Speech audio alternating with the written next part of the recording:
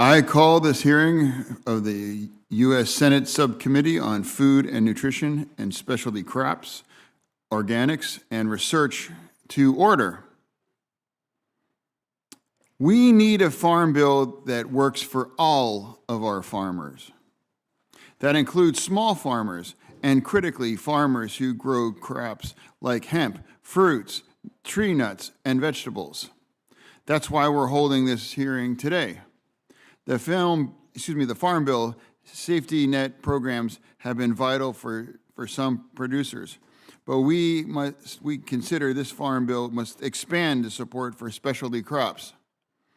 This is an opportunity to decrease risk for our farmers, stabilize our food and supply chains, increase accessibility and healthy fruits and vegetables, and support an important sector of this agriculture industry. And supporting specialty crop producers is crucial for my state with a robust specialty crop industry. In particular, Pennsylvania is known for its booming mushroom industry. In fact, known as the mushroom of the world. More than 60% of mushrooms produced in the United States is known right in Kennett Square in Pennsylvania. Woohoo! So much mushroom farms are significant regional economic drivers. According to the Penn State Extension, the industry employs nearly 9,500 people in the region and contributes estimated $2.7 billion to our local economy. But currently, mushroom producers are not covered under crops insurance. This exclusion could harm mushroom producers and the broader local economy. And that's not just mushroom problem, it's also just about Pennsylvania problem. A specialty crop of drivers of local economies across the country. The bottom line is that we can strengthen local economies supporting down these small farms. My colleagues and I have already seen working ahead to support small farmers. I'm proud to be a co-sponsor of Senator Brown's Local Farms and Food Act of 23. This bill will invest farmers by making it easier for them to grow their businesses, sell directly to their communities. This is necessary an investment in rural communities that will increase access to nutritious, locally grown food. It will cut red tape and make it easier for farmers to bring their products to market. I'm also excited to announce my partnership Protecting Mushroom Farmers Act. This will be directed USDA to study crop insurance for mushroom productions to help these farmers. And finally, I look forward to closely to my colleague, Senator Braun, to support farms impacted by the horticulture title. And I am now pleased to turn this over to Senator Braun. Thank you, Mr. Chairman. It's interesting here because we're talking about a small part of the Farm Bill, and the Farm Bill is at a record level in terms of spending. I am concerned about that larger picture of where we're at as a government in terms of how we're borrowing so much money just routinely year after year. So many things that we need to do well here. This would be an example of it. So this is a small percentage of the Farm Bill, but as the chairman has talked about, this is that leading edge of where you're coming up with new ideas for agriculture. You're also addressing sustainability. We've got panelists here today that'll help us out with that discussion. Indiana is a state that it's the second biggest industry. We're the largest industry or state in the country on manufacturing per capita. Agriculture is right there behind it. So we're known for a lot of specialty crops, including tomatoes for processing, spearmint, peppermint, watermelons. I was, back many years ago, started a turkey brooding and raising business that was right when they were coming from the range into confinement. So that is how important agriculture is to our state. Just like with many things, you got to be careful that you keep it entrepreneurial, you keep it to a good business environment. And a lot of times with any legislation comes regulation that sometimes works at cross purposes. So I want to make sure that we're aware of that. Couple bills out there that we're sponsoring. The Plant Biostimulant Act. They've taken off in foreign markets. They're less known in the U.S. My bill would build on the USDA report from 18 by codifying a definition of plant biostimulant and ensuring that these products have a clear pathway to market. Something new. We want to make sure it's got the proper amount of regulation. We don't want to stifle it along the way. Industrial Hemp Act. That is from the time I've spent here, a big industry across at least 18 to 20 other countries, mostly for the fiber, not the oil or the seed stock in producing it. So we need to get at that forefront so we are a competitor in the world arena there. I've got a bill that is, along with Senator Tester, I think at the forefront, putting that proper mix of good context for the industry. Again, don't overregulate it. American Food for American Schools Act, another bill out there. I think from this committee, I'm glad the chairman is putting emphasis on small entities within agriculture, the things that are going to turn it around into being an industry maybe different from what it is today. This discussion right here today is where it starts.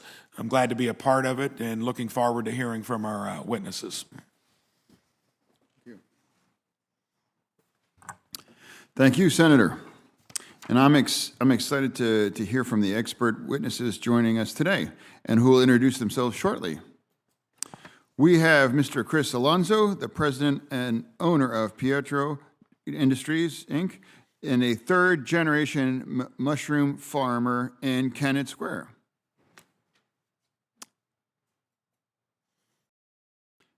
Mr. Charles Wingard, the vice president of field operations and the Walter Rawle and Sons, Inc., based in Pelion, South Carolina. Ms. Diana Kobus, the Executive Director for PCO Certified Organic. And now I turn this back over to my colleague, Senator Braun. I have the pleasure of introducing Mr. Nick Carter from Indiana, a true entrepreneur. When we met earlier, so many parallels when I got started as an entrepreneur many, many years ago. You're doing it in an area I think that is so important. You're a farmer, entrepreneur, a co-founder of Market Wagon, an online marketplace that connects food consumers directly with local farmers and artisans. Nick has co-founded or founded over a half dozen companies in technology and food sectors, currently operates his own family farm called Mud Creek Farm, and is an active investor and advocate for food and agricultural businesses. And from the day he got out of high school, he's been an entrepreneur and involved in an amazing track record. Active member of the Indiana Farm Bureau and serves on the organization's Diversified Agriculture Policy Advisory Group. He's passionate about using innovation to reconnect agri and culture. He's also the author of More Than a Mile, What America Needs from Local Food. Look forward to hearing your thoughts. Thank you. Thank you. Thank you. Mr. Melanzo, we will now start with you opening our statements. You are now recognized for 5 minutes. Senator Fetterman and Braun and members of the subcommittee, thank you for having me here today. My name's Chris Alonso, and as you heard, I'm a third-generation mushroom farmer from Kennett Square, Pennsylvania, and I've been growing mushrooms my whole life. Saw it with my father and followed in his footsteps. So while production in California, Oklahoma, Texas, Tennessee, and other states are strong with mushrooms, Pennsylvania produces 2/3 of all the mushrooms in the country. And with this, we do it 365 days a year with agriculture. We employ over 10,000 people. in mushrooms. However, we know that for every ag job, there's 5 non-ag jobs. So really, it's over 50,000 people, and that's what contributes to the economy in Pennsylvania and to the country. So our farm, Pietro Industries, Pietro means Peter in Italian, my grandfather's name, was founded in 1938. My grandfather was a founding member of the American Mushroom Institute, and in addition, so I'm representing AMI today, and in addition, I was on the board of the USDA-based Mushroom Council. So I come to today humbly with a lot of experience talking about mushrooms, which I love. So mushrooms are uniquely nutritious, fresh, functional food.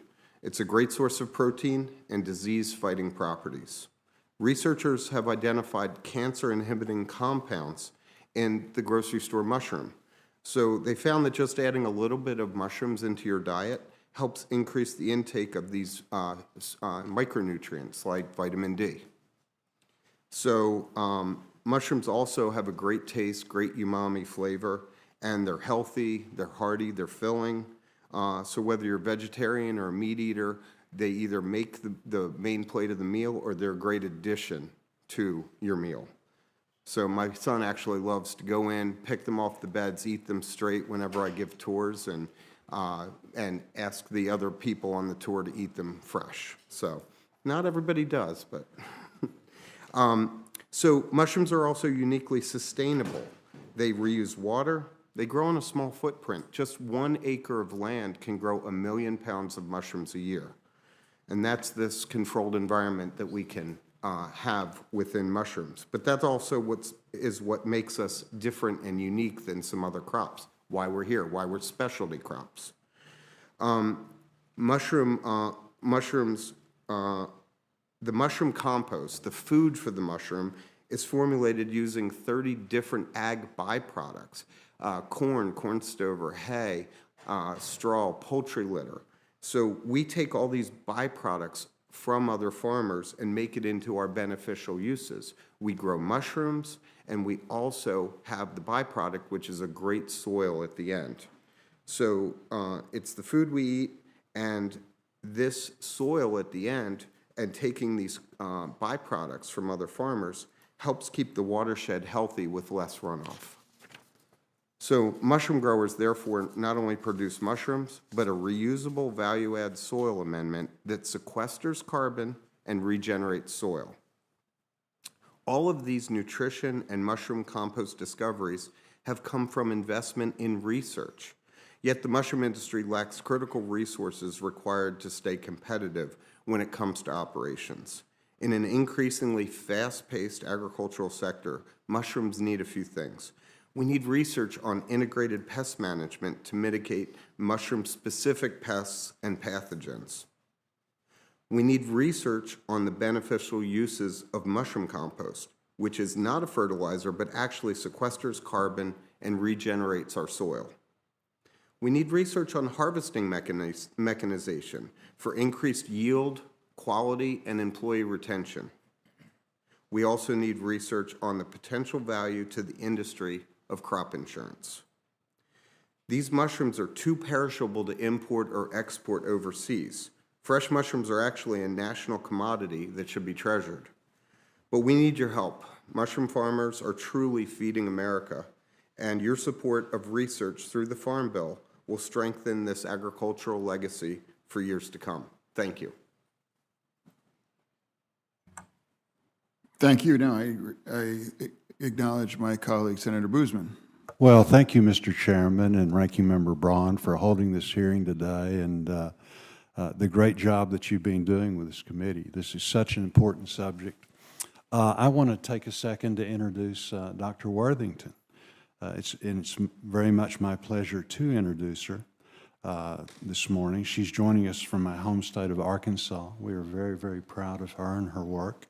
Dr. Worthington is an associate professor for horticulture at the University of Arkansas. She holds a PhD in crop science from North Carolina State University and a master's of science in horticulture and agronomy and international agriculture development from the University of California, Davis. Earlier this year, Dr. Worthington was part of a team of 26 scientists from across the world that assembled the first complete sequence of the blackberry genome.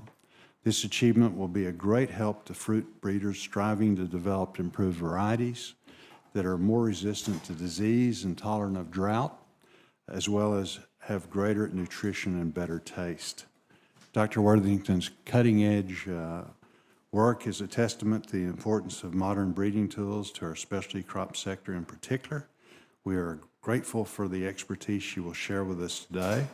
And I'm also grateful she brought us a sample of some of the work that she was doing, freshly picked, as she came up yesterday. And so again, thank you very much for being here. Thank all of the panel. And I love mushrooms, so I was glad to hear the mushrooms. Thank you, Mr. Chairman.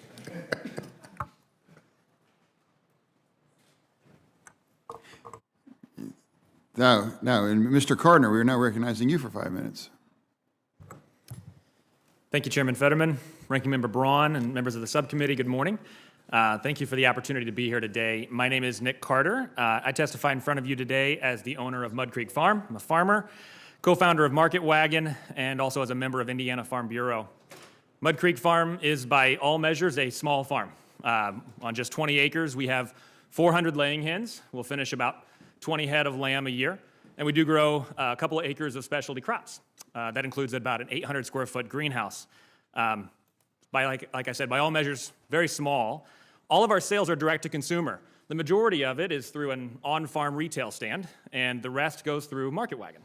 So while our farm is small, when 1,500 or more other small farms just like us come together in a marketplace like Market Wagon, then the real scope and impact of small farming comes into focus.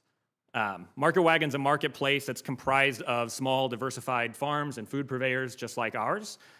In 15 states, we've delivered nearly 1 million orders to over 70,000 customers and making real impact for small family farms all across the Midwest and South. I'm proud of that work. The challenges that Mud Creek Farm and other farms like us face are many, but there's a few I wanted to highlight today. One is matching supply with demand. So if we have extra crop as a small farmer, it's not at the scale that any institutional buyer could look at. So any supply glut is really ours to deal with. That means that we have to match the supply to the demand. We have to find a consumer for the crop as it's ready. To mitigate that risk, we diversify, okay? What we're growing and when we grow it. Season extenders, high tunnels, things of that nature. We need also every possible market opportunity so that we can market the crop when it's available. The second one to highlight is just management of capital. When you diversify the farm like we have, and when I say that, we do both crops and livestock. And that's a key integration of those two things in a biome there. There become innumerable small implements like transplanters, mulch layers, manure spreaders, that each one of them could create tremendous efficiencies. The challenge is knowing where to deploy that capital and how to prevent over-leveraging so that one bad year doesn't make the farm insolvent. Through Indiana Farm Bureau, I've had the opportunity to advocate for specialty crop producers at the state level. A policy action group that I served on helped to craft policy that lowered the regulatory hurdles for small farms to sell their products to local consumers. Ultimately, that policy turned into a bill, and that bill was signed by Governor Eric Holcomb last year, and we are already seeing impact in our state, and I'm proud of that work. However, resources for specialty crop growers cannot just be at the State House. The Farm Bill is a perfect opportunity to show support for these producers.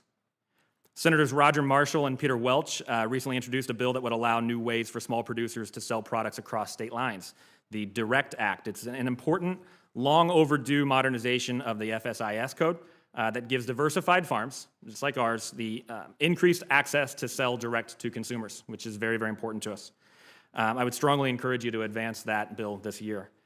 Programs such as the LFPP and Farm to School are great, but these grant programs need to become less onerous to apply for and manage in order for them to be accessible to small farmers. Schools are the largest institutions that are embedded in the very communities where diversified farms exist and have federal buying power. In Indiana, we passed legislation that would allow schools to buy from local FFA chapters. Congress should consider ways to give more flexibility and incentives to local schools to purchase locally grown fruits and vegetables right from their own community. I support a robust crop insurance program. But as implemented, the current crop insurance programs are not really feasible for diversified farms like ours. The requirements for yield history and cost justification just don't align with the realities of a small farm growing specialty crops. But as I've already alluded, insurance is just one form of risk mitigation. The diversification in production that we do at Mud Creek Farm, that's our greatest risk mitigation technique. So as the committee considers risk mitigation, I would encourage you to think beyond the scope of just insurance. The scope of solutions needs to include programs that enable capital deployment to accomplish diversification. The EQIP grant program, for example, it can be leveraged to accomplish not only conservation goals, but also diversification of farm activities. Capital resources that enable investments that diversify a farm's operations would help farms like ours to increase production without risk of loss. Again, thank you for the opportunity today to represent our farm and farms like us. I'm going to look forward to the discussion. Thank you, Mr. Carter. Now, Mr. Wingard, you are now recognized for 5 minutes.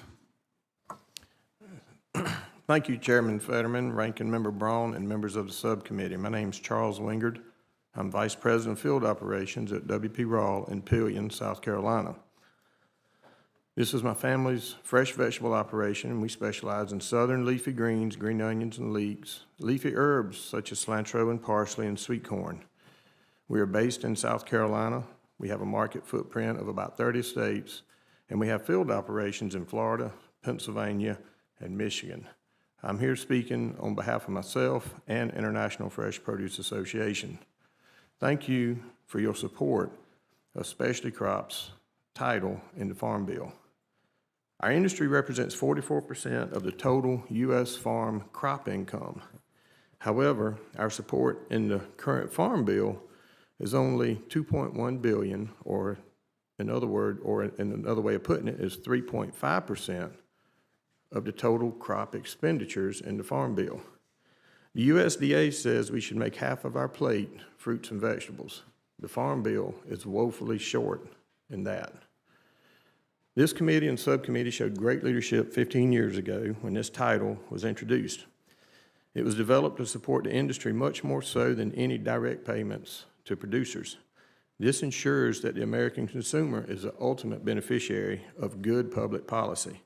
And to date, by nearly all accounts, this title has been very successful due to Senator Stabenow and Senator Roberts' leadership in buying into this vision 15, 18 years ago. That was a great step forward then, but there's more that needs to be done now. First, we oppose any attempt to change the definition of specialty crops as outlined in the Specialty Crop Competitiveness Act of 2004. This definition includes fruits, vegetables, tree nuts, dried fruit, and nursery crops. Maintaining this definition is essential for consistency and to ensure that the unique needs of specialty crops are addressed. Second, as you well know, a large portion of the U.S. population is overweight and exhibit poor dietary habits.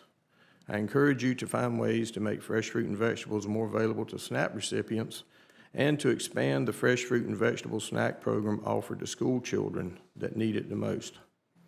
Third, I encourage you to expand the specialty crop block grant program to at least $100 million annually. This program has been very effective at delivering research funding to the areas that need it the most by the people who know it the best. The Specialty Crop Research Initiative is another very successful program for our industry. A great example is the Eastern Broccoli Research Project. It was led by Cornell University, and the goal was to develop a broccoli variety that was suitable to the eastern U.S. climate. It was deemed necessary due to climate change in the southwest U.S. and consumers' demands to buy fresh fruits and vegetables with less food miles. Both of these reasons are important to help mitigate climate change. Initial collaborators included researchers in Maine, New York, Georgia, South Carolina, Florida, Virginia, Tennessee, Oregon, along with the USDA, and 4 seed companies and 7 fresh vegetable operations, and I'm proud to say that I was one of the 7. The investment is about $10 million, and today, a new variety with great promise is being released for commercial producers to trial in their operations. This promises to be a huge return on investment for the U.S. taxpayer. Currently, there are 26 specialty crop research initiatives underway at 14 land-grant universities. Another good example of good government by utilizing the existing infrastructure and supporting those researchers that know the issues well. For example, Michigan State is leading multi-state research and extension efforts to develop modern pollination decision-making tools for blueberry growers. Penn State is still working to slow the spread of the spotted lanternfly and to educate the public in that region about the detection of the lanternfly, looking for control measures, and looking for natural predators. Back home, Clemson and NC State are developing tools to assist growers with identifying, preventing, and managing the guava root knot nematode, a new invasive species to us. Very few, if any, of these 26 initiatives would have begun without public support through the specialty crops research initiatives. These issues are simply too small to attract any private research funding. On a personal note, I produce about 700 acres of green onions on sandy soils, and there is only one herbicide labeled for use at planting, and it is being deregistered as we speak. My operation has invested in fixed assets to increase production while losing the only tool for pre-emergence weed control that we have. I know that there are options that appear to be viable without compromising consumer safety, but none are labeled. Green onion production today is dominated by Mexican suppliers, against whom we have a tremendous freight advantage on the East Coast. However, if this ongoing dispute between the EPA and the herbicide manufacturer continues, then more of our nation's green onion supply will be pushed offshore. And this is an example of how we need Title X to have the tools to be able to expedite research and decisions. In other words, we need to cut through the red tape. In closing, I want to thank you for the opportunity to share my thoughts and these recommendations that are crucial to the growth, sustainability, and competitiveness of the specialty crop industry and of my operation. I ask that you consider these priorities and allocate the necessary resources to support the diverse needs of our sector so that U.S. growers can prosper and share that health and prosperity with American consumers and the economy. Thank you. Thank you, Mr. Wingard. Dr. Worthington, you are now recognized for 5 minutes. Thank you. Good morning. Chairman Fetterman, Ranking Member Braun, Ranking Member Bozeman, and members of the subcommittee. I'm Dr. Margaret Worthington. I'm an Associate Professor of Horticulture and Director of the Fruit Breeding Program at the University of Arkansas System Division of Agriculture. Today I'm speaking on behalf of the American Seed Trade Association. The U.S. has a long history and tradition of entrepreneurship, founded on successful systems of technology transfer from the public sector to the private sector. Public-private partnerships are essential in deploying the strengths of both sectors to develop better improved varieties and bring them to the marketplace. This is especially true for low acreage, high-value specialty crops. Universities and companies are both using gene editing tools in research projects across plant species for a range of needing applications benefiting farmers, consumers, and the environment. These include disease resistance, drought tolerance, nutritional benefits, better taste, and food safety. Importantly, this research includes critical applications in small acreage, high-value specialty crops. These crops face unique challenges, and in the past, they haven't been able to take advantage and benefit from modern breeding tools due to high costs and associated regulatory burdens. Many countries have recently put forth policies that exempt or exclude products produced through gene editing from additional regulations, with clear and efficient implementation of these policies. However, differences in key elements of these policies means that the overall utility for plant breeding innovation varies greatly across the world. For example, EPA's recent final rule on plant-incorporated protectants, which was published just less than 2 weeks ago, is causing a great deal of concern in the plant breeding community. EPA's updated policy is intended to address new and evolving breeding methods like gene editing. The goal is to establish new derived from sexually compatible plant-based exemptions for certain plant-incorporated protectants that are introduced using tools like gene editing and result in plant characteristics that have already been created using conventional breeding. However, contrary to the EPA's approach to similar products used developed using conventional breeding, the rule adds bureaucratic layers of red tape for products developed using gene editing. This is true even though the agency views those products as having no additional safety risk compared to those used with conventional breeding. At the domestic level, the EPA rule runs counter to interagency alignment under the U.S. coordinated framework. The rule is at odds with regulatory streamlining enabled and envisioned under USDA's recent revisions to Part 340 regulations. Internationally, the rule is out of step with a growing list of international regulatory authorities that have used science-based rationale to streamline their policies and support commercialization of innovative products. Instead of being a leader in innovation, the U.S. is now at risk of losing out. Our farmers could lag behind in access to latest improved varieties compared to their counterparts in the rest of the world. These added and unnecessary regulatory burdens will increase the cost and time of getting new improved varieties into the hands of our farmers. Especially, I want to highlight many public sector breeders and small and medium-sized enterprises, and especially those working in those small acreage specialty crops, will not be able to afford the additional cost.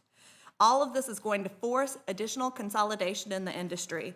Investment in future innovation, especially in gene editing, will be limited to a handful of very high acreage crops and a handful of large companies.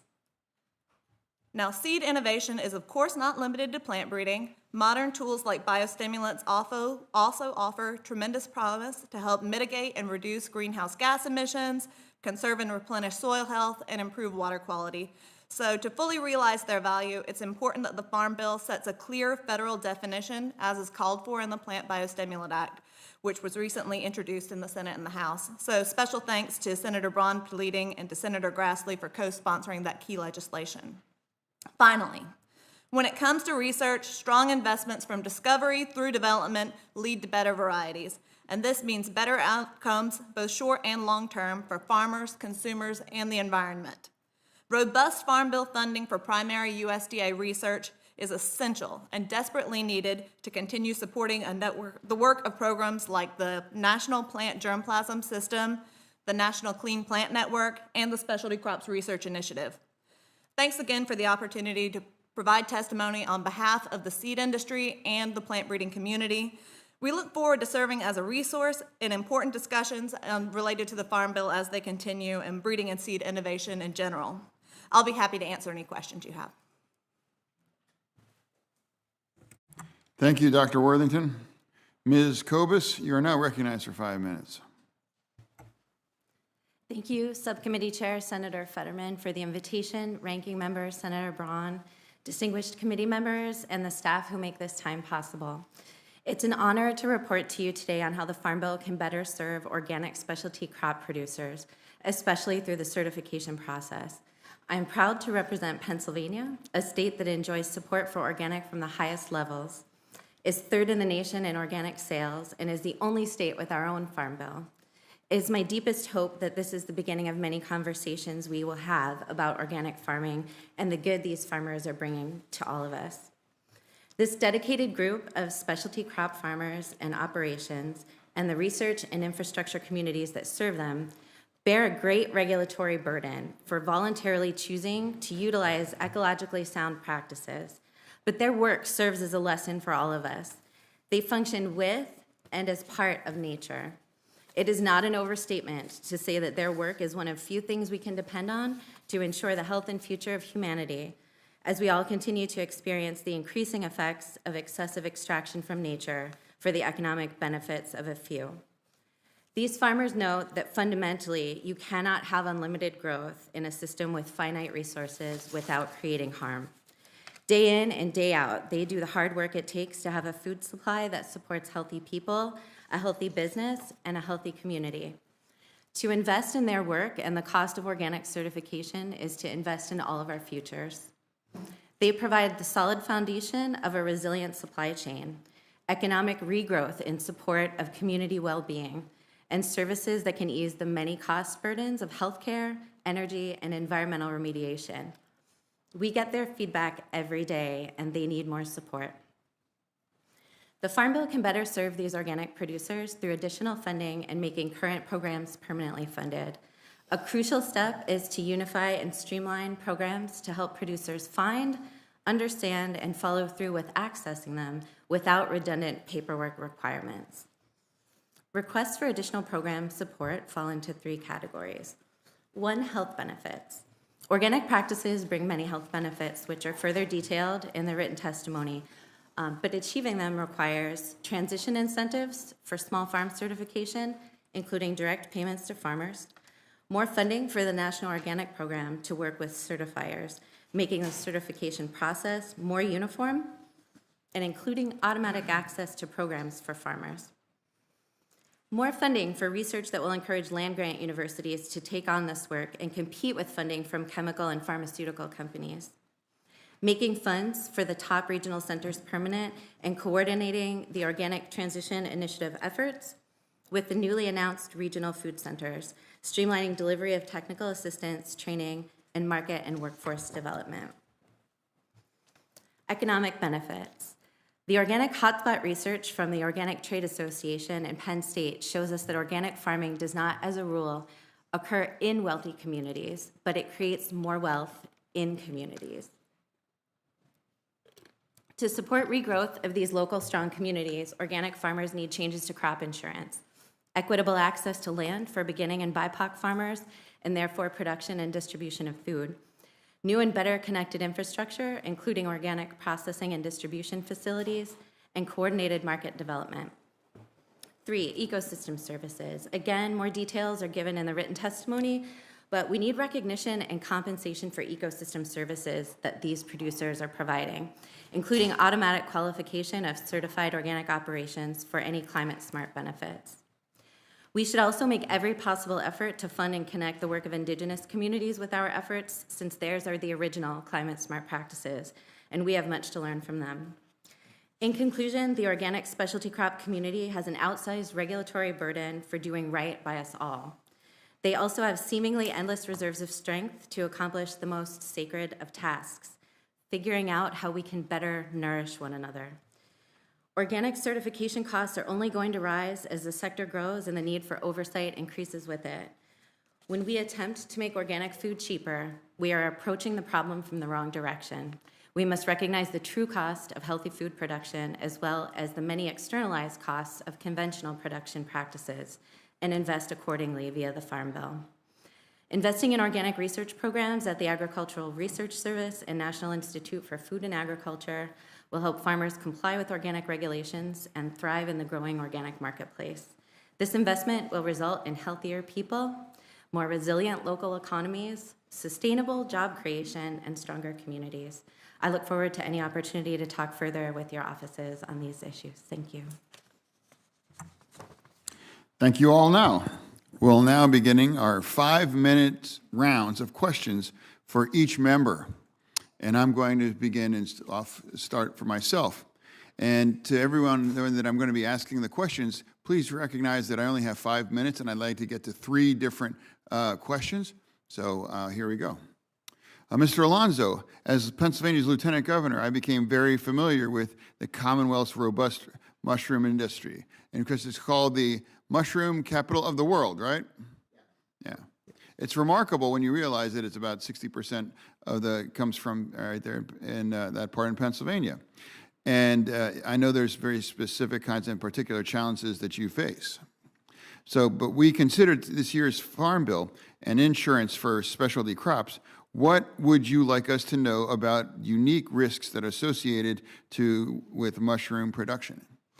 So we grow indoors, although most of the process starts outdoors. We have all of our byproducts. So the compost we make is great nutrition for the mushrooms, but that means other funguses, other pathogens want to get to that food as well. So we're unique in that we need some attention for that crop where we could have a huge disaster by being so specific in what we do. And we're unique to any other crop because mushrooms don't need sunlight.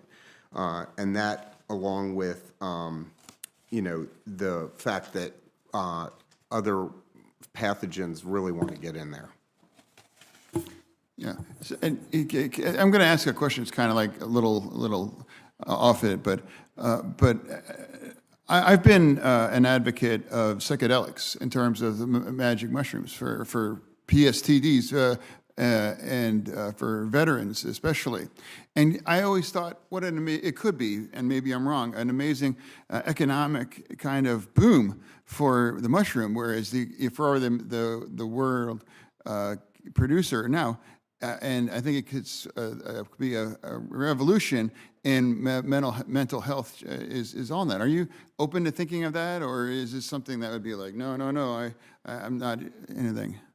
We are absolutely open. We're entrepreneurs, but more importantly, we're trying to create healthy food for the community, for the U.S. And when we look at it, mushroom mycelium goes into products like furniture and oil, soaking up oil, and the nutrition side of mushrooms we got through research through USDA with the Mushroom Council. So anything that ties in health benefits, medical benefits, we're open to looking at. Obviously, you have to do it within parameters of being secure and safe and responsible, but we're open to it. I think we should have more research and microdosing and other issues. I think is potential, but thank you for that. Moving over to Ms. Dioma Kobus. Certifying agents are leaders in implementing the USDA organic standards, and I know how crucial it is that standards are for certified organic producers. How can the USDA be more ensuring that the ingredient regulations are uniformly and consistently applied? The USDA can take ownership of developing a program and certifying all organic inspectors under a standard such as ISO 17024, very similar to the program for food safety auditors and the need that arose in that industry. Organic is an industry that has really grown up now, and we need to professionalize some of these careers in order to maintain and grow the industry. Thank you. And Dr. Worthington, I'm interested in your research as it relates to a specific issue in Pennsylvania, the spotted lanternfly. I relish stomping on them personally. They have a satisfying crunch when they go. But anecdotally, they seem like they really are really starting to spread even more and more in Pennsylvania. A couple years ago, I never would have seen one in Western Pennsylvania, and now I see them much more so for just a few years later. So, and I just, do you have any technologies that you discussed in your opening statement about protecting crops from this and other pests? Do you have any more advice, any kinds of thing about it? Well, in Arkansas, have not had the opportunity to crunch a spotted lanternfly yet because we don't have them yet in our state. But I'm aware that they are a major problem, especially in the Northeast U.S., and they're growing in their range, and they affect a wide range of specialty crops, and many of which I work on, including grapes and peaches. So it's something I've got my eye on for sure.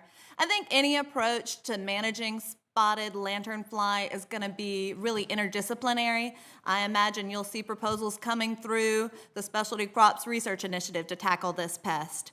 I'm not aware of any specific disease it would be an insect resistance gene that could be deployed right now for resistance to spotted lanternfly.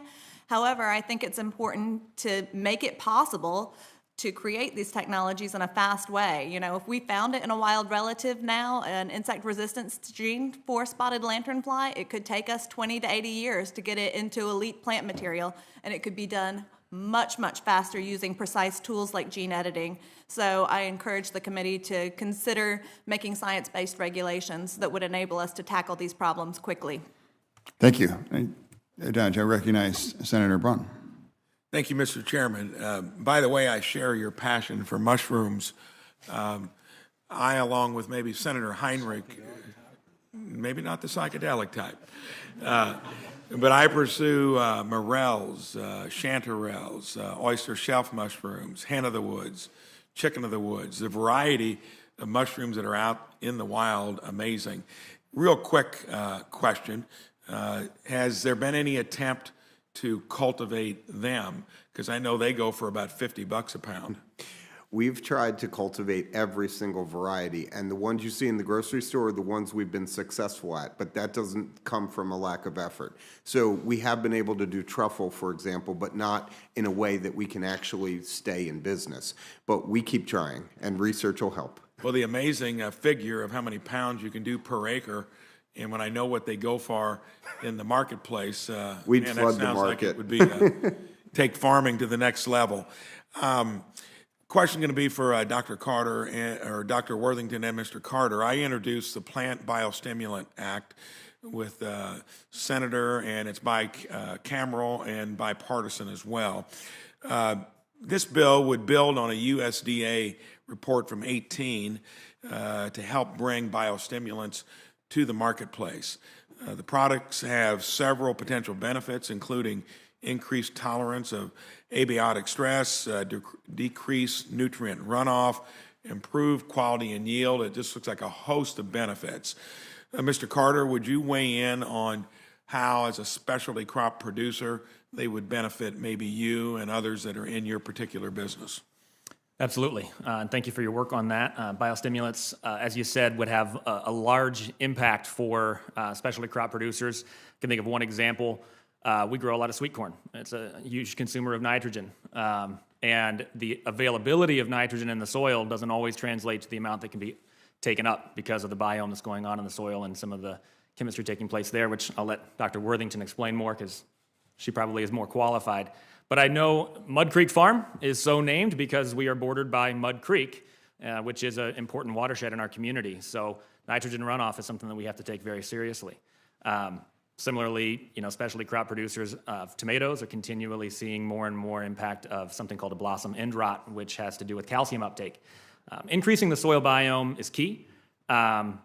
We handle that on our farm by we shovel a lot of stimulant out of the chicken barn, and that has increased the soil biome quite a bit. But I support the work for biostimulants as well. Thank you, Dr. Worthington. About a minute. Weigh in on the scientific side. Well, I don't work on plant biostimulants directly, but my understanding is they could be anything from microbial agents like mycorrhiza or bacteria, algal extracts, organic acids, amino acids, or purified molecules like chitin. And it's really important to regulate them and have a clear definition to be able to make sensible regulations. I know a lot of countries around the world have come up with clear definitions and have had new regulations passed that have enabled more research and development and commercialization of these products, making sure that they are effective and helpful for consumers. Thank you. Mr. Carter, you've been at the leading edge of specialty crops and being an entrepreneur out of the gate. I think that's always an interesting combination. When you're so passionate about something, you parlay it into something where you can grow a business. You've been at it. You've talked to other farmers. What are the 3 or 4 issues? Because when we look at sustainability in agriculture and we talk about what you can do with mushrooms on 1 acre, it's many times less resource intensive, a lot more income per acre. What are the 3 or 4 issues you hear most that keep this niche from becoming larger and more impactful? Thank you. One of the first ones that comes to mind has been regulatory hurdles for small producers to find market access. That's one thing I mentioned earlier in the work that we did in Indiana. And one of the things I'm engaged in quite a bit in Indiana, it happens to be interfacing between local health departments. The people that are responsible at the ground level of enforcing regulation often don't have the training, understanding, legal mindset that went into writing it. And so they overreach and they create more burden than even is in the code itself. Second is access to processing. So we lack a lot of value-added processing in Indiana on the meat side as well as on the produce side, which could create more market access. When we think about funding, we think about incentives, we should look at bringing processing back into some of the local communities. Thank you.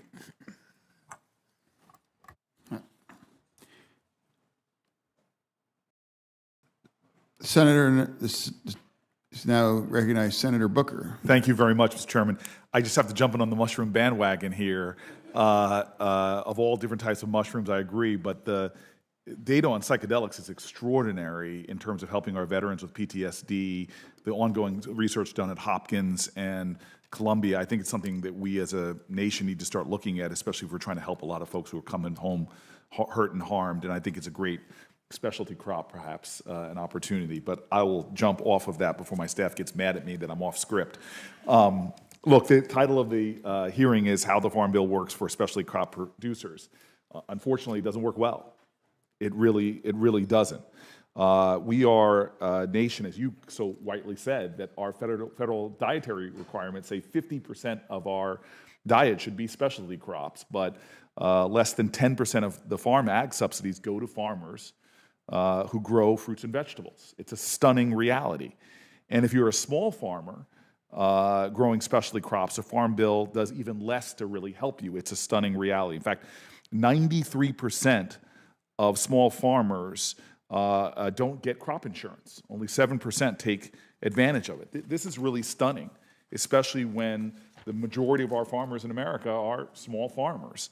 And what they do for local food systems, what they do for rural communities, the added benefits that our small family farmers in America are doing are incredible. But we are a government that has really established help and support for large commodity crops and making it very hard for the food that we eat as a country to be produced. And so really quickly, Ms. Kobus, as you know, many organic farmers operate these small acreage farms. Yesterday, I introduced a bill to establish an Office of Small Farms at USDA, which would directly serve small farmers with micro grants and technical assistance and would do a review of all USDA programs to make sure that they're accessible and beneficial to these small farmers. Can you explain really quickly the impact this type of USDA office would have for the farmers that you work with? Absolutely. It would have huge impact. I support that idea 100%. It would give them a voice and get them a short way to reach help and reach assistance with the programs that are out there. A lot of the programs aren't being taken advantage of because when you run a small farm, farmers want to farm. They don't want to do paperwork, not to mention redundant paperwork. And so it would be huge in giving them the support they need to walk through what actually can help their farm and get it moving. Yeah, the bureaucracy that a small farmer has to go through who is not equipped to do it is stunning. And one of the things when I visited with farmers, organic farmers around New Jersey, I just did not know the whole crop insurance system is not built for small farmers. They get, the people who do this get commissions that are based on the size of the insurance policy premium. It's a kind of a warped, in my opinion, incentive. These incentives focus agents on writing policies for the big farms and disincentivize them from helping the majority of the farmers in America who are small farmers. And so I believe this farm bill, we need to change this structure so crop insurance commissions are based on the complexity of the policy, not the policy size, which would incentivize the agents to write a lot more crop insurance policies for small specialty crops. And so would this type of change be beneficial to the organic farmers that you work with? Yes, absolutely. Additionally, technical assistance to educate those insurance agents would be additionally helpful.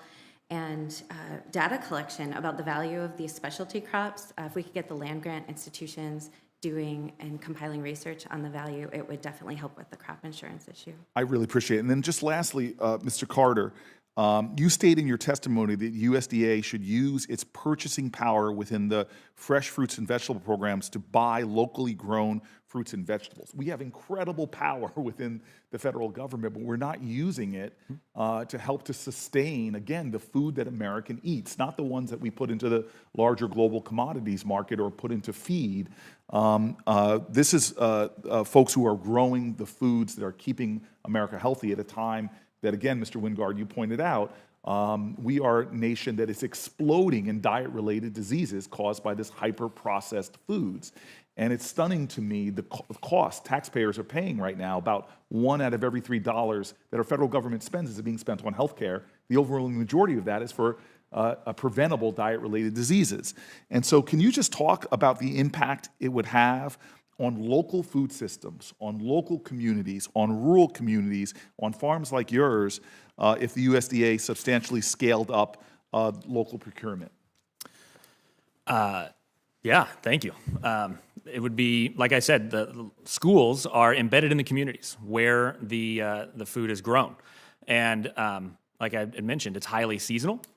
We could scale up our production if we knew that there was an access to sell surplus, right? So I would put substantially more tomatoes and cucumbers and the like. If I knew that as I had surplus, as I had more supply than my own small retail stand could move, that there was an institutional buyer ready and incentivized to take that crop. And Mr. Wingard, lastly, and I know I said two lastlies, but the programs like SNAP you mentioned, I've seen the incredible success of the GusNIP program, for example, drawing people towards local farming systems.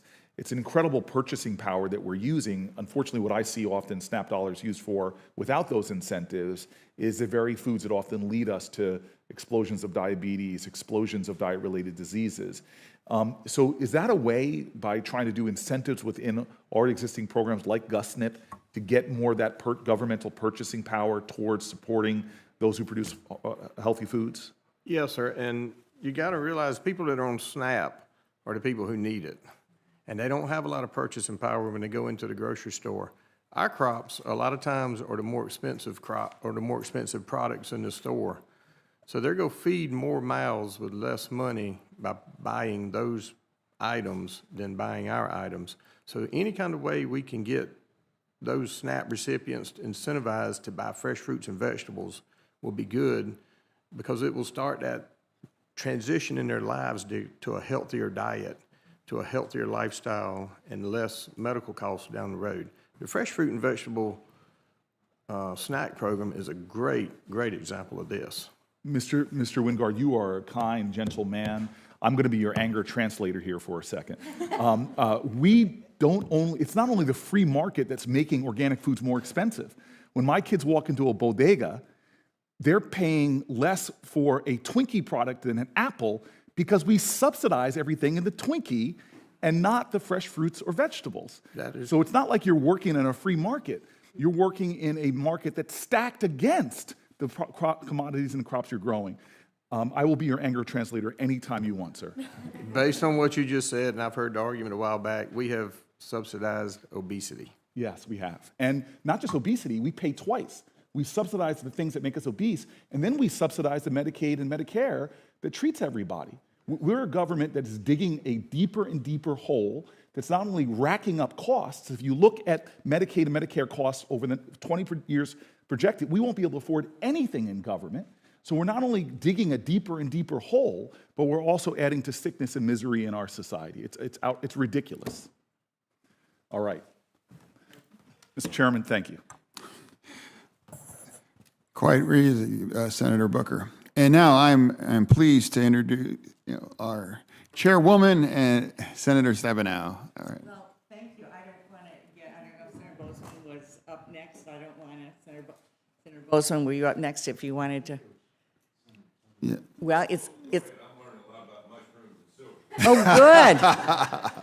This is good. We grow those too. We have and I apologize for coming in late. Thank you. Who should go next? Yes, thank you. And I just actually came from the Senate Budget Committee that was also focused on agriculture and the costs of the climate crisis. And we had really great farmers there testifying about crop insurance, the importance of crop insurance, and the importance of conservation and the efforts that they feel are helping them mitigate the risk. It was a very interesting panel. But I want to thank you and Senator Braun for holding this meeting. We are an incredibly diverse state in Michigan in terms of agriculturally. We are second only to California in the number of different kinds of crops that we grow. And even though dairy's number one, the bulk of what we do is specialty crops. And so I appreciate all of your apples and asparagus and blueberries and our world-famous tart cherries. You name it, farmers in Michigan grow it. So supporting specialty crop growers has been a priority of mine since, frankly, I was in the U.S. House working on the Agriculture Committee, and then was able to get the first ever horticulture title to the 2008 Farm Bill. And Mr. Chairman, at the time they said, you don't add new titles to the Farm Bill. That's not possible. And so because of an awful lot of hard work of a lot of people, we defied the odds, and we now have a title for specialty crops, which are almost half the cash receipts from the country, and so important, as Senator Booker was talking about, in multiple ways, and certainly starting with our health and well-being. So 15 years later, here we are, continuing the benefits and more that we can do together for sure. Mr. Weingart, I wanted to start with you. First of all, I understand that you are now operating in Michigan, so good choice before coming before the committee. This is very good, so welcome to Michigan. And I wondered if you could speak more. You know, one of the things that we did when we put the horticulture title in place was to look with all the diversity of specialty crops, rather than our row crops and so on, and the way we were handling support for them. We set up the specialty crop block grant program, and all these years later, the program has invested about $1 billion in specialty crops. We certainly have seen this in Michigan, the different grower groups that have been applying. But how have these sustained investments from Congress directly benefited specialty crop growers in your mind? And welcome any other thoughts on what else we should be doing. Well, I'm very familiar with the Specialty Crop Block Grant Program, and I do love Michigan. This is I'm gonna harvest in 1 week, my first harvest in Michigan. Wonderful. I'm in the Athens area, and it's been a very pleasant experience thus far. Everything looks really good up there. It looks so good, I'm scared of what's coming around the corner. But I'm very familiar with the Special Crop Block Grant Program. It's used in all states, South Carolina for sure. And what it does, and I've got some examples here. We had a leaf blight on mustard and turnip greens about 15, 20 years ago, and a lot of funding came through Special Crop Block Grant Program to work on new varieties for that. Clemson was the only public university to work on that, and along with USDA, a tremendous collaboration between those two organizations. And now we have 2 varieties of turnip greens. They started with 1,000 different species of mustard and turnip greens collected from around the world. They came to my farm and planted 750 of them, maybe 10-foot long rows on about 2 acres. It looked like a bunch of weeds to me. But they found 1 species out of 1,000 that had resistance.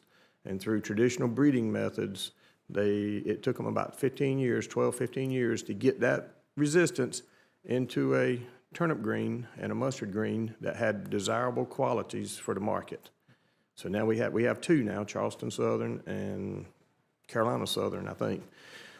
So a lot of that funding came through Specialty Block Grant Program, but the overarching theme there is what that block grant program does is it sends the money from Washington to state capitals and then lets the state capitals divvy up the money to the research where it needs to go, because the people in the state departments of agriculture know what the needs are.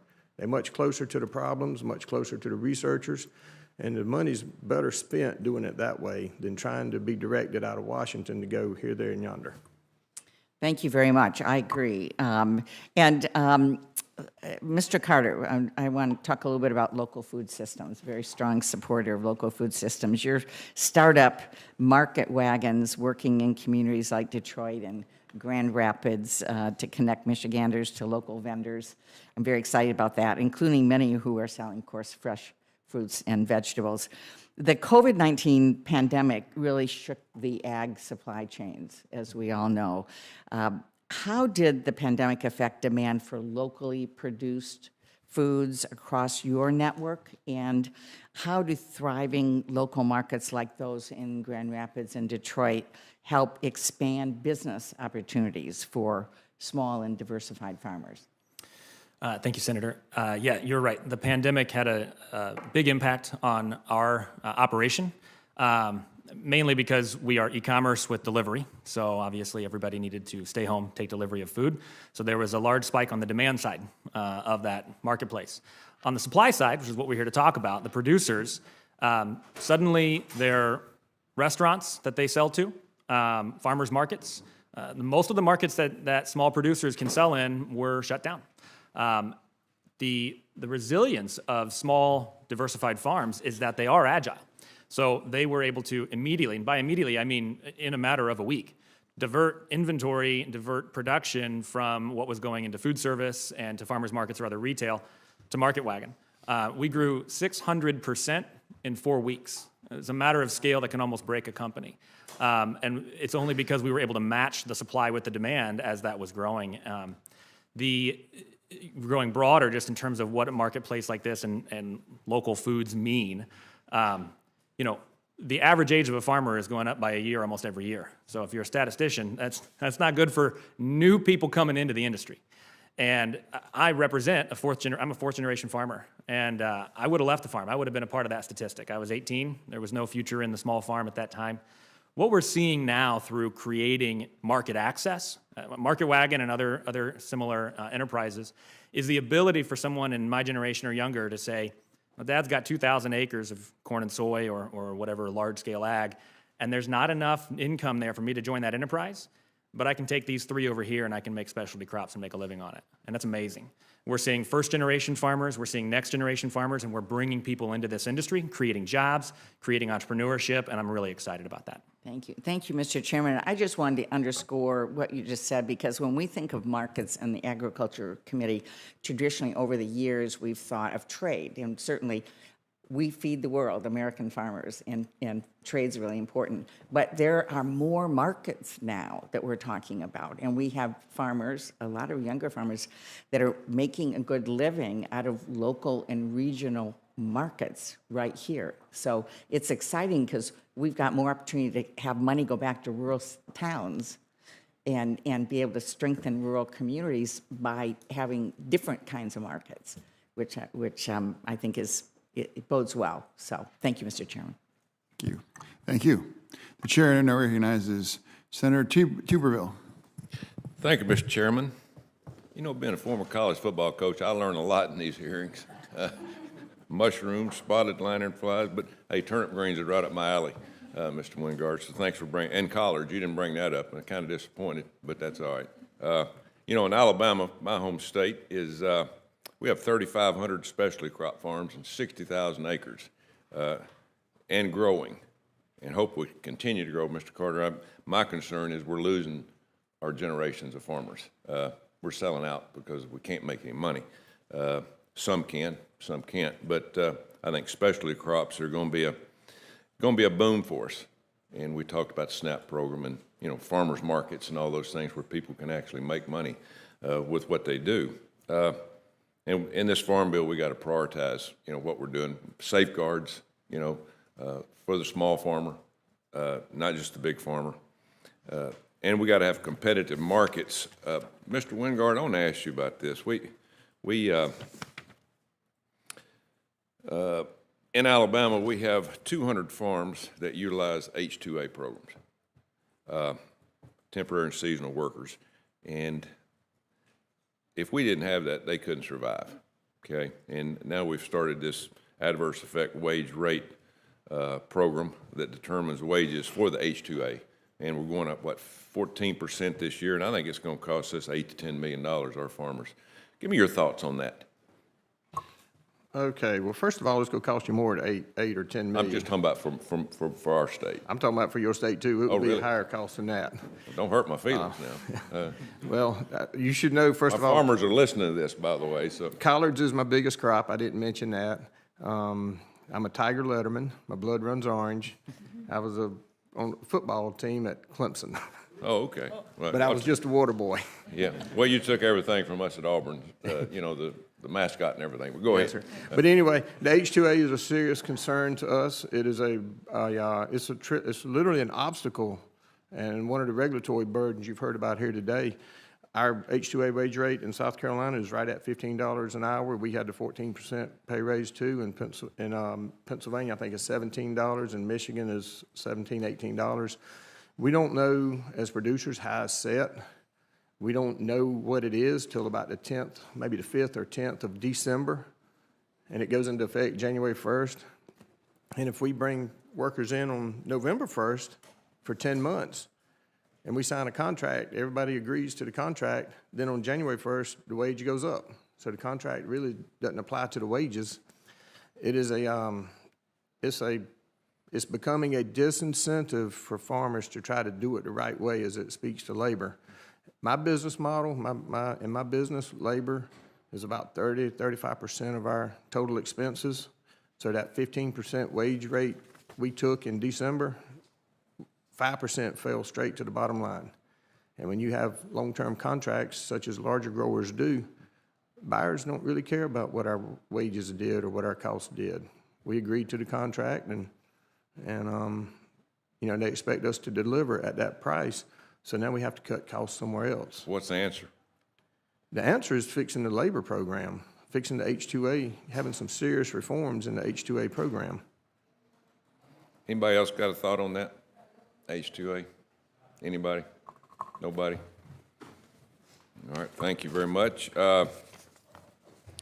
Carter, the adjusted gross income and other forms of means testing disproportionately impact specialty crop producers from participating in certain USDA disaster programs, like the non-insured crop disaster assistance, tree assistant program.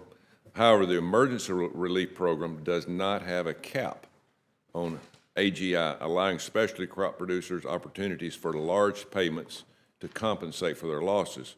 What's your thoughts on instituting a waiver of the AGI means for tests for the NAP and the TAP disaster programs, which operations derive at least 75% of their income from farming and forestry? What impact would that have on family farms and specialty crop growers? Generally, I think that having the AGI limits on any of these benefits seems counterproductive. I'm not personally knowledgeable. I don't have any direct experience in that situation, but it seems that taking the most profitable, which typically in a free market enterprise means the most successful and the best at what they do, and telling them that they're not eligible to have risk mitigation doesn't stand to reason to me. Anybody want to comment? Anybody else? I agree with your thoughts, and I think that the AGI means testing is punishing those who did the best, those who took the risk, grew, reinvested in their company. I think the AGI means testing punishes them. I got one more question. Mr. Weingard or Mr. Carter or anybody, our southeast fruit and vegetable growers are impacted by cheap imports from countries that do not adhere to our nation's environmental and labor laws. Neither the USMCA or the International Trade Commission has resolved these issues. Growers continue to see Mexican and South American imports hit grocery stores at the same time as U.S. harvest, decreasing the price our farmers receive for their products. Should this be addressed in the Farm Bill, and any recommendations? Anybody?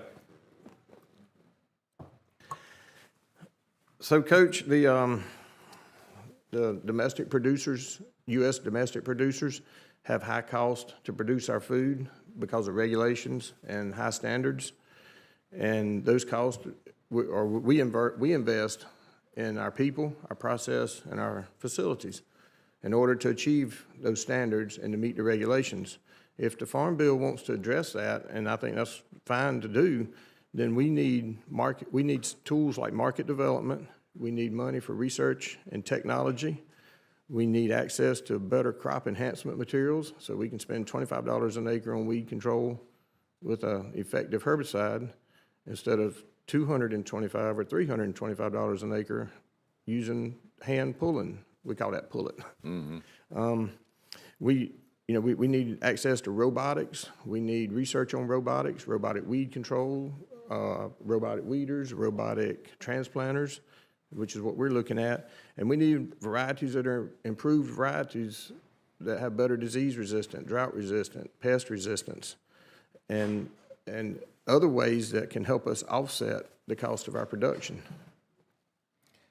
Basically, you need the tools to be able to compete. We need more tools in the toolbox, yes, sir. Yeah. More plays in the playbook. The organic demand right now in the United States far exceeds the supply we're able to put into it domestically. So we would love to get those farmers a higher premium for the crops that they're growing by transitioning them to organic. And that could be a huge boost to those local communities, and it's a sustainable way to build those communities. The demand is definitely there. Thank you. Thank you, Mr. Chairman. The chair now recognizes Senator Boozman. Thank you, Mr. Chairman. We're not used to witnesses and senators trash talking each other during the hearing. So, Dr. Worthing, thank you for your testimony and thank you for the work that you're doing on agriculture biotechnology. Regulatory certainty is of paramount importance. For decades now, the federal government at large has attempted to harmonize and modernize its biotechnology approval process, which would pull this regulatory system into the 21st century and provide the transparency and predictability developers, farmers, and consumers need. These principles are also key to American innovation, to U.S. agricultural production, and to addressing global environmental challenges. The list goes on and on. The Department of Agriculture made great progress in this endeavor and should be commended. Unfortunately, last week the EPA released a final rule on plant-incorporated protectants, commonly known to as PIPs, that does the opposite. This rule will frustrate U.S. innovation, drive companies to export their staff, investments in technologies to our international competitors, and create market barriers that only the largest multinational corporations can overcome.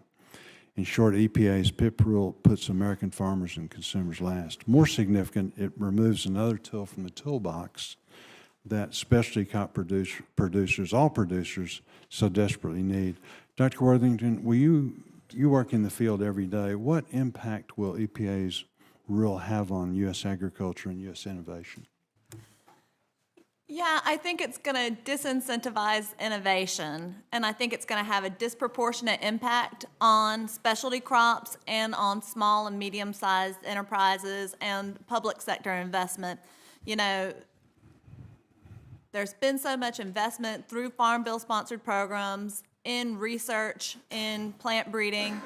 You know, we find all these disease resistance genes, we do all this work, and what this is going to do is make it more difficult to commercialize those products. So I think that ultimately you're going to see more consolidation in the industry with this regulation, and the innovation will be on a few large crops by a few small companies, or a few very large companies, like you have seen with older transgenic technologies, despite the fact that we're dealing with a very, very different technology here with things, you know, traits, genes that are from sexually compatible species that have already been produced using conventional plant breeding. So I would just advocate for a more product rather than process-based regulatory framework.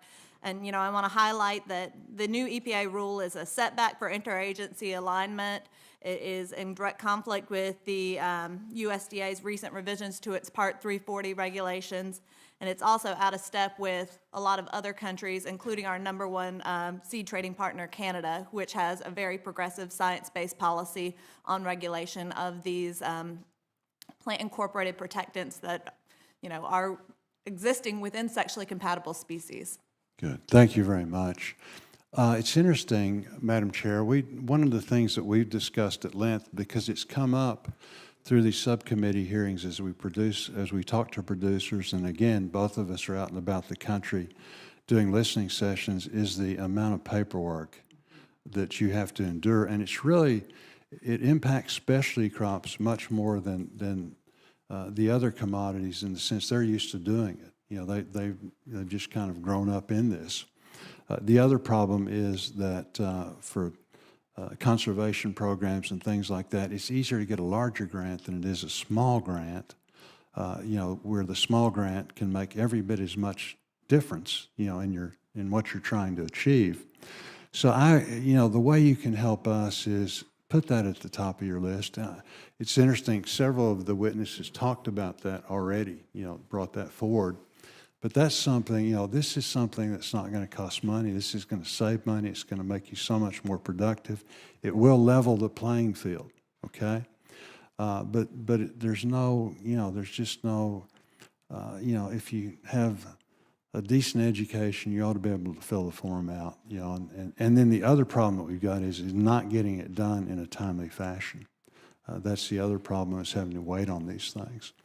So thank you for mentioning it, and let's really be unified in that. That's something that I just don't think there's any excuse for. Those are things that we can fix. But we appreciate your testimony, and we're going to work really hard to see how we can be helpful in the next Farm Bill. And like I say, thank you very much, Mr. Chairman, for holding the hearing. Thank you. The chair now recognizes Senator Warnock. Thank you, Mr. Chair. I think you all might be aware that Georgia is known as the peach state, but climate change is threatening to put our state fruit at serious risk. This year, Georgia experienced a very mild winter, and then we got a late freeze. And this combination, kind of a 1-2 punch, wreaked havoc on our peaches. And experts from the University of Georgia estimate that 90% of Georgia's peach crop failed, 90%. Mr. Wingard, I know that South Carolina and some of the other southeastern states where you work grow a lot of peaches and other specialty crops similar to Georgia. Can you describe how the changing climate has affected production in the southeastern United States? Thank you, Senator. I don't do any peaches. I'm a leafy greens guy, but I'll tell you what I know, and it's not much. They are struggling with climate change, or they're struggling with different patterns of weather, and we too have seen a significant decrease in peaches. I think our number's in the 60-70% decrease or loss. I think that can be addressed a little bit through some research. It's a long process to fix, because peaches are about 3 or 4 years before you ever, peach trees are about 3 or 4 years old before you ever pick a peach. But there is a lot of research going on peaches. Dr. Worthington and I were discussing it before the hearing, and I think peaches and other crops that are affected by climate change can be bred to adapt to a new climate. I spoke earlier in my oral comments about the East Coast Broccoli Initiative, and that's essentially what that was about, is to get broccoli varieties bred that are adapted to the climate in the eastern U.S. as opposed to the southwestern U.S. I think research is the answer to that.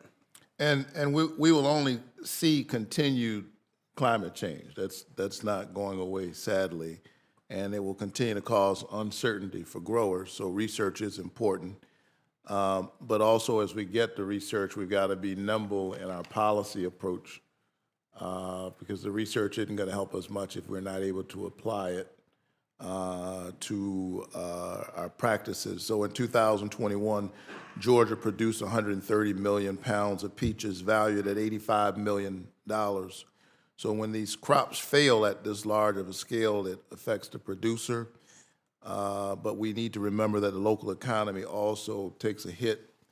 And so as we reauthorize the Farm Bill, do you or anyone else on the panel would like to speak to this, do you agree that our crop insurance programs need to be updated to better reflect the realities of climate change and avoid ad hoc disaster programs?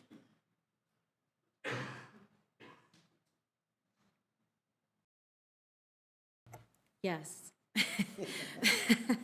I think it's really important to recognize that if we're not talking about the root causes of climate change, and industrial agriculture being second as a root cause of climate change, we're doing a disservice to the discussion here today. So, technology is going to help us continue to adapt, but we can only adapt so far.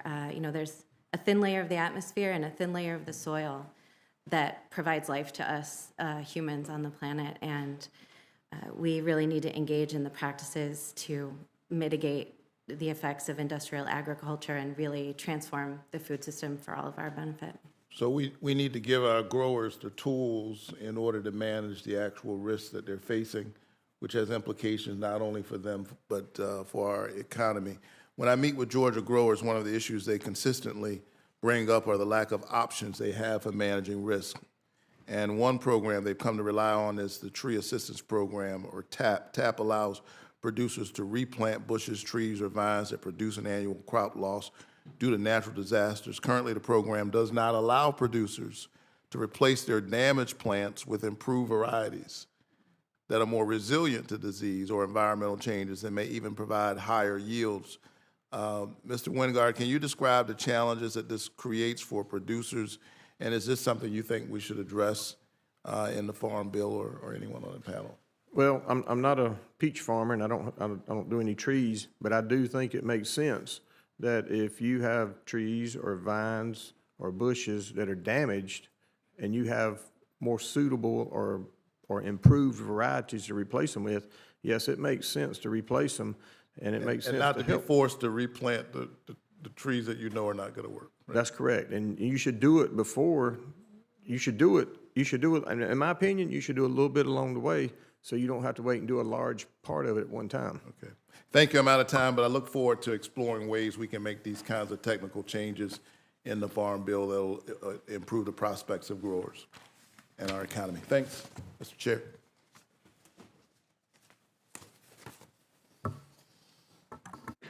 The chair now recognizes the distinguished gentleman from Vermont. I thank the distinguished chairman from Pennsylvania. And I think our witnesses, we love this Agriculture Committee. We all want to do the best we can, and you are really being helpful, and I appreciate it. Just one observation. I kind of wonder why we use the term specialty crops when we're really talking about pretty healthy food, and healthy food is really important, so I just want to thank all of you for that. And Mr. Chairman, at some point, I think we might want to consider a new name for specialty, because this is tremendous. And one of the things that I think we're struggling with here on this committee is to actually put more of an emphasis on the nutritional benefits of this healthy food. In the Farm Bill in 2018, we authorized $61.5 billion for the commodity crops, and they're important. But when you compare that to $2 million for the horticultural crops, it would suggest that one element is getting pretty generous treatment and another element is being ignored, when in fact the contradiction is that all of these healthy foods are so good for us. So I'm for having a much greater emphasis on trying to get these programs more fully supported. And I'm going to I'll start with you, Dr. or Ms. Corbis. Just outline what the benefits of local, I'm going to continue using the term specialty crops, but I don't like it, okay? What do they provide to our communities? Oh gosh, well, so many things in addition to, that local sustainable economy and the healthier food, less food miles, that food is traveling. The bigger a farm is, the more challenges we face. So to transition more small specialty crop growers to organic, there are definitely challenges in doing that. But on the other side, the health benefits, we know that it produces healthier food. We know it produces healthier soils. So. Let me go on that point. One of the extraordinary contributions agriculture has to our communities is that the farmers are the custodians of the open landscape. One of the barriers to entry is it's so expensive. But my sense is that for younger farmers, for folks in underrepresented communities, these smaller farms are an access point of entry if we can find ways that they can get the research that should back them up, the markets that they need, and that they're local. So I introduced the Opportunities in Organic Act that would, among other things, increase the cost share payments for some of our underrepresented groups trying to get into farming. And I'll ask you again, given your experience with the organic certification process, what do you see as the greatest barriers of entry to our small and mid-sized agricultural producers to transition to organic? Yeah, definitely access to land is a big one, and those initial costs of certifying land that hasn't yet been certified.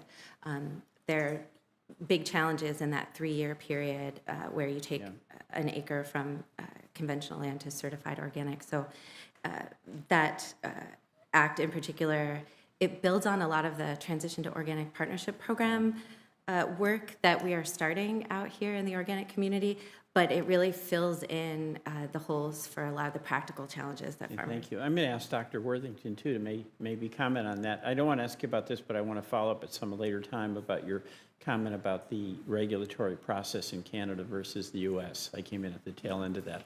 But just the question I asked, Ms. Corbus, could you address that? Well, I have had a little bit of experience with the organic industry. I was funded by the Organic Research and Extension Initiative for my PhD research that got me here today, I guess. But I think her comments are much better than mine about the barriers to entry for organic growers. I haven't worked in the certification sphere before. All right. Okay, thank you. I see my time is up, but I want to thank each of you for doing such important work on behalf of agriculture and the specialty crops. Thank you. Thank you, Mr. Chairman.